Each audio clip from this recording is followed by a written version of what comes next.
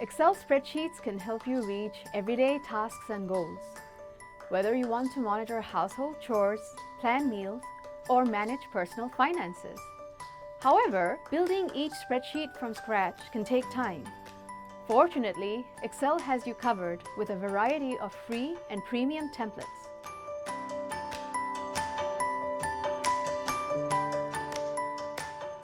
An Excel template is a pre-built spreadsheet that you can customize so you don't have to start from zero. It's a great way to get your work done quickly and learn some tips along the way. To get started, go to File, New. Here, Excel has many suggested templates, but we want one that tracks blood pressure. Let's type that in and search for it, and in the results, we'll select Blood Pressure Tracker. This creates a worksheet where you can insert a row and type in your blood pressure as well as heart rate readings. The chart shows your progress, while your table highlights in red the days when your pressure was too high. This template is useful because it helps you stay on track for your next doctor's visit. There are tons of free templates just like this blood pressure tracker one. You can also monitor weekly attendance for class. And if you have a Microsoft 365 subscription, you get access to premium templates like Money in Excel, which makes it easy to import, sync, and analyze your financial information. Additionally, you can organize household chores and track whose turn it is to wash the dishes. You can discover more helpful templates under File, New, or check them out on templates.office.com. Now you know how to find and use Excel templates, and all without writing any new formula. If you have any comments or suggestions about these templates, go to File, Feedback, or use the keyboard shortcut Alt+F+K and leave a comment. Thank you for watching and have a great day!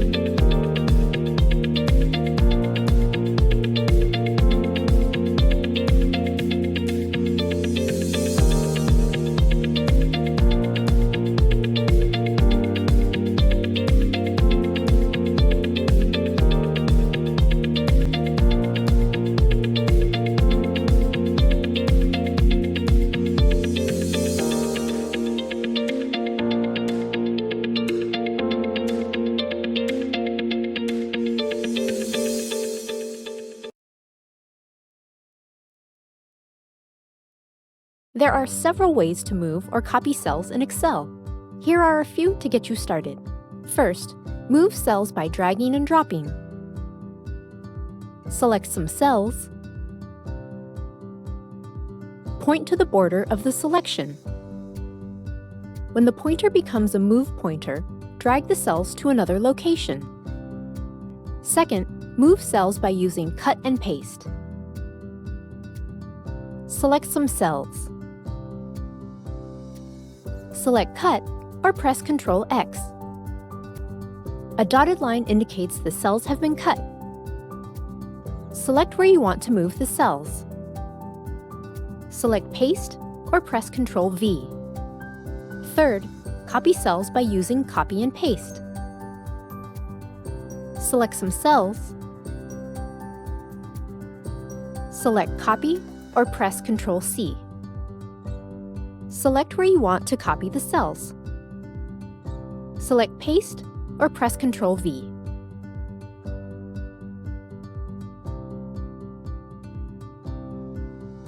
Good work!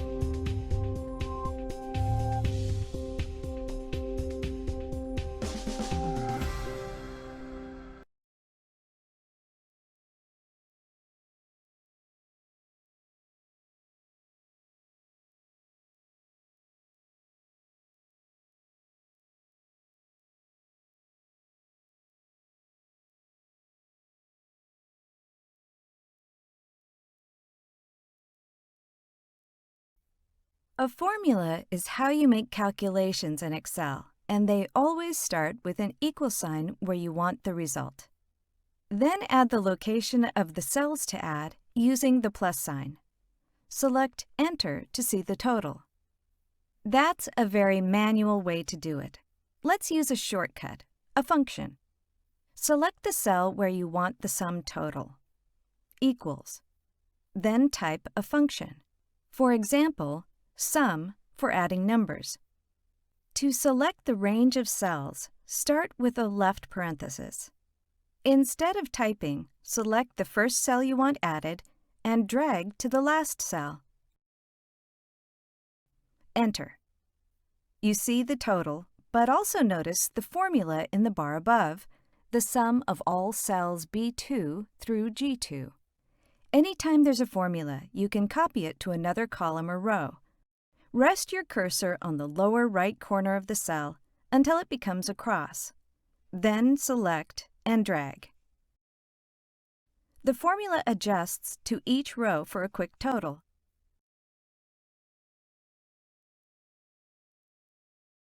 This is just the first step in formulas. You can find a lot more help, including our tutorial, in the File menu.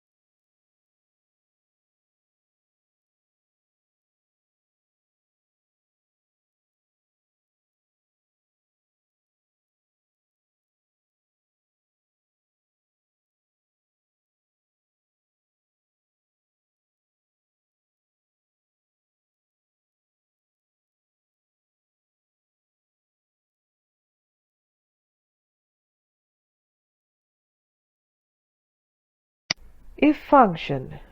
This session teaches you how to use the logical if function in Excel. We use if function when we want to find the cell value which depends on another cell value.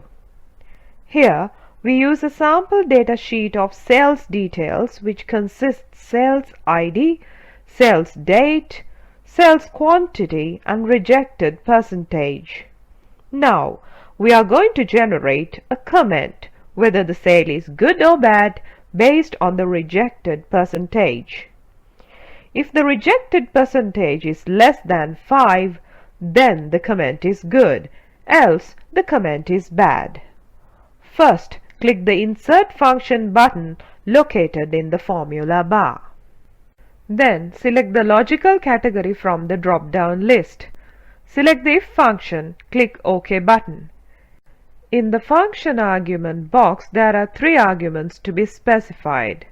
The first argument is a logical test, which is the logical condition we are going to check. In our case, it would be cell D2 less than 5. The second argument is the result when the logical condition is true.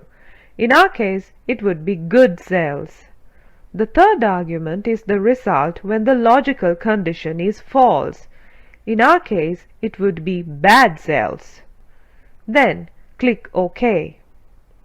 Then click on the starting cell of the range. Drag until the last cell of the range. Now you can see the sales comments in the column and the if function in the formula bar.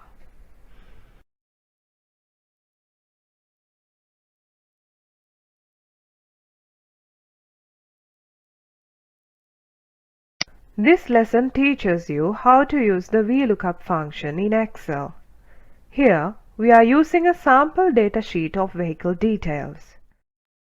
The data sheets show 2 tables called Color Table or Lookup Table and the Vehicle Table or Main Table. The Color Table includes 5 different colors and respective color codes. The Vehicle Table includes the vehicle details such as number, mileage and color. The color code column is empty and needs to be filled with relevant color codes using VLOOKUP function. First, click the Insert Function button located in the formula bar.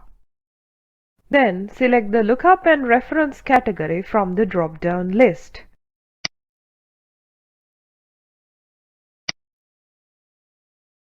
Select the VLOOKUP function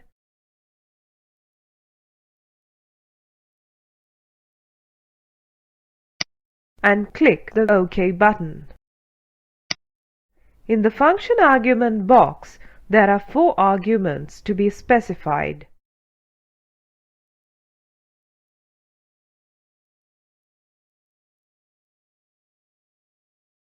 The first argument is lookup value, which is the cell reference of the value we are looking up. In our case, it would be cell F4. The second argument is table array, which gives the values of the lookup table. In our case, it would be the values of the color table. Here, we need to give the absolute cell reference range for the table's array argument. Otherwise, the referencing range may be incorrect when we are applying the formula for the entire column. Here, we add leading $sign to make references absolute.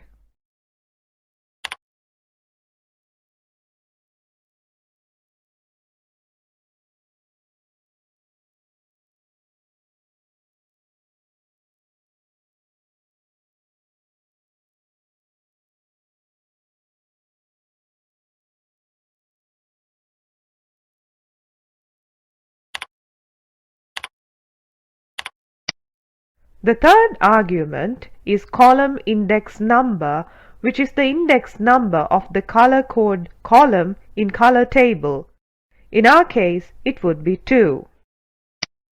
The last argument is range lookup, which can have two values called true and false. If the value is true, then the matching would be an approximate. If the value is false, then the matching would be an exact matching. Here we use it as false.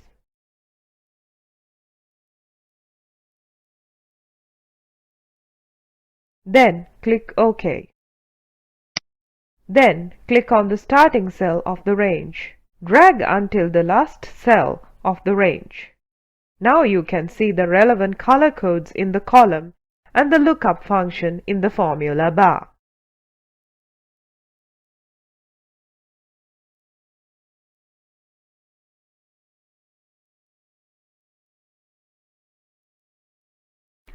In a situation that we need to extract a portion of the particular text or string, we can use left, mid, or the right function. Left function. We are going to extract the first two digits of the serial column of our sample data sheet.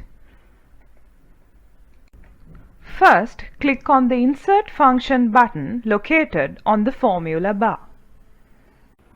Then choose the left function listed under the text function category. The function argument wizard pop-ups and there are two arguments to be specified. The first argument is the cell reference of text that we wish to manipulate. In our case, it would be cell B2. The second argument is the number of characters in the extracted portion of the text. In our case, it would be 2. Then click the OK button. Then copy down the formula for the entire data sheet. Now you can see the extracted first two digits in the cell and the formula in the formula bar. Right function. The right function syntax is also similar to the left function. Here we need to extract the last three digits of the serial number that we manipulated earlier. First, click on the Insert Function button located on the formula bar. Next, choose the right function listed under the text function category and click the OK button. The function argument wizard pop-ups and there are two arguments. The first argument is the cell reference of the text that we wish to manipulate. In our case, it would be cell B2. The second argument is the number of characters in the extracted portion of the text. In our case, it would be 3.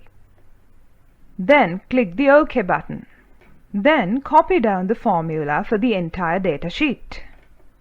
Now you can see the extracted text portion in the cell and the formula in the formula bar. Mid function.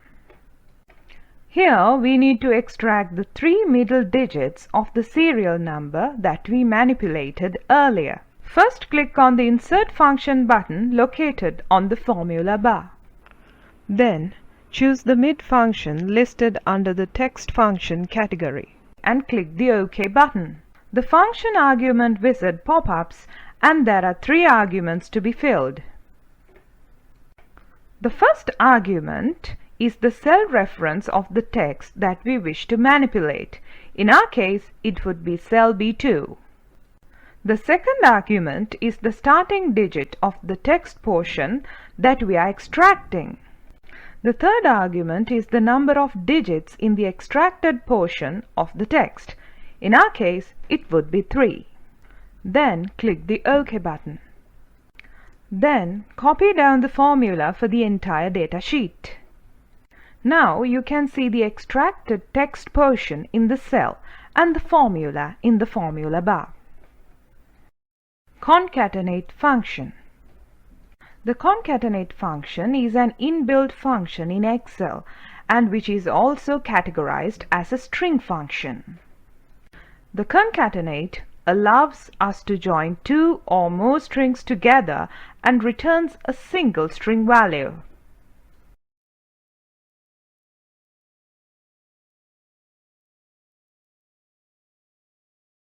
Now we are going to join the two columns called address 1 and address 2 together in our sample data sheet.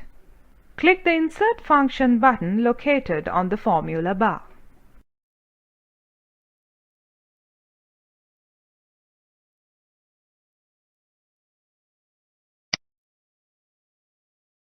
Select the text function category in the function category drop-down list. Select the concatenate function. Click the OK button. In the function argument wizard, there are two arguments. In the default scenario, the wizard consists of two arguments only. In a situation where more strings need to be concatenated, we can have more arguments. Enter the cell reference of address 1 as the first argument.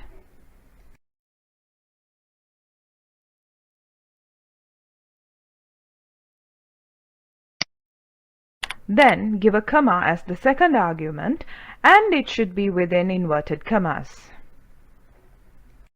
Then enter the cell reference of address 2 as the third argument. Click the OK button. Then copy down the formula for the entire data sheet. Now you can see the concatenated text in the cell and the formula in the formula bar. The trim function is an inbuilt function in Excel which is also categorized as a string function. The trim function returns a string value with the leading and trailing spaces removed.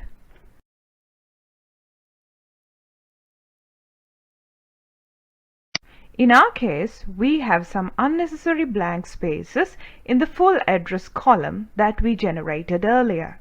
Now we are going to remove those using the trim function. Click the Insert Function button located on the formula bar. Select the text function category in the function category drop-down list. Select the trim function.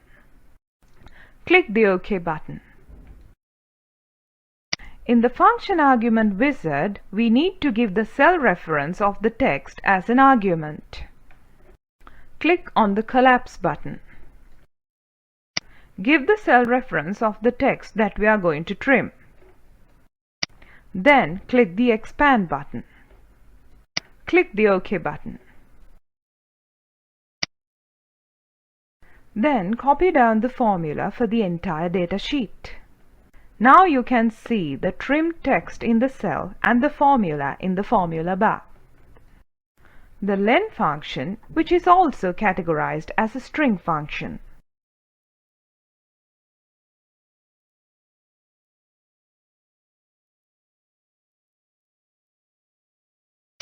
The len function is a basic inbuilt function in Excel which is also categorized as a string function. The len function tells us how many characters are included in the particular text. Here we are going to find the number of characters that is included in the supplier column in our sample data sheet. Click on the Insert Function button located in the formula bar. Then click the text function category. Select the len function and click the OK button. Give the cell reference of text as the argument in the function argument wizard.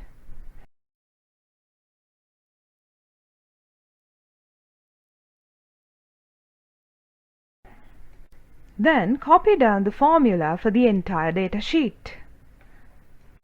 Now you can see the length of the supplier's text in the cell and the formula in the formula bar.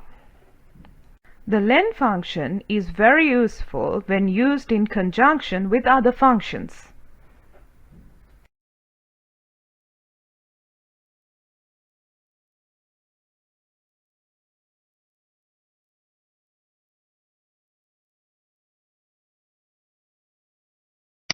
What if analysis?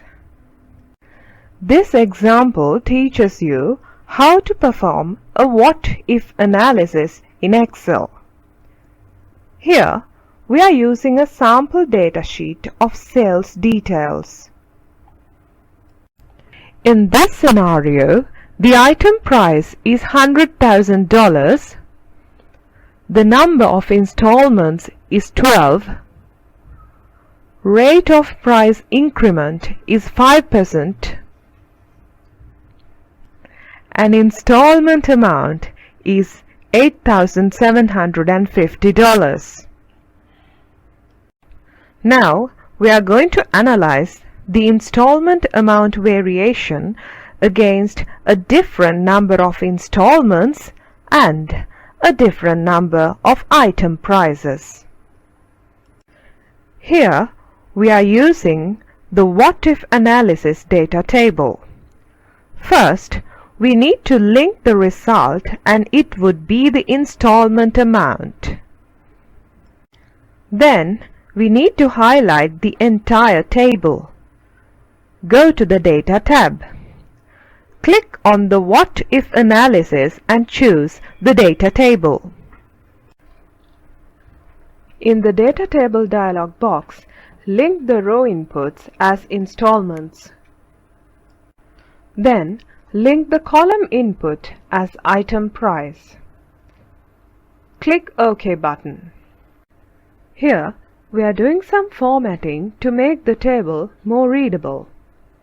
Now you can see the populated table with installment amounts. This information is very useful in business when making some important business decisions.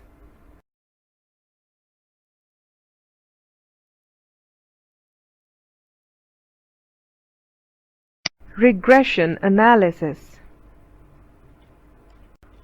This example shows you how to perform a regression analysis in Excel. Here we are using a sample data sheet of sales details.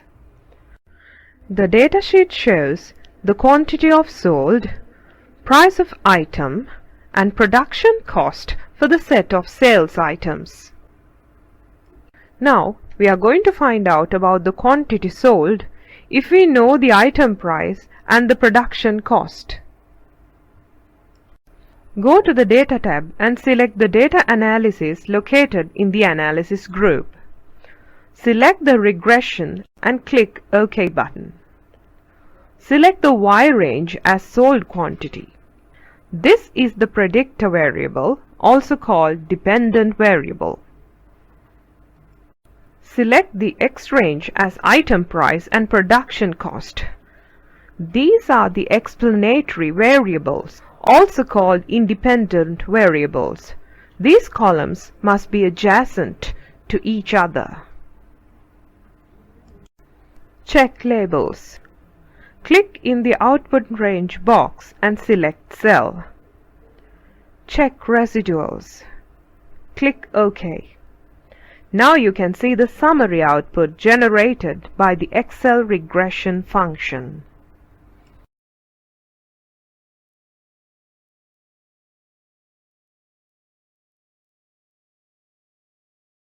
Pivot table.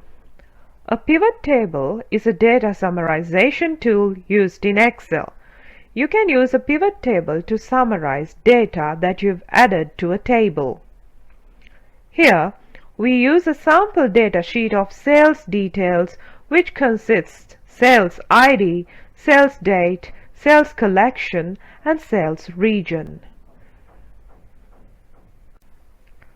Now, we are going to generate the summary of the datasheet using pivot table functionality.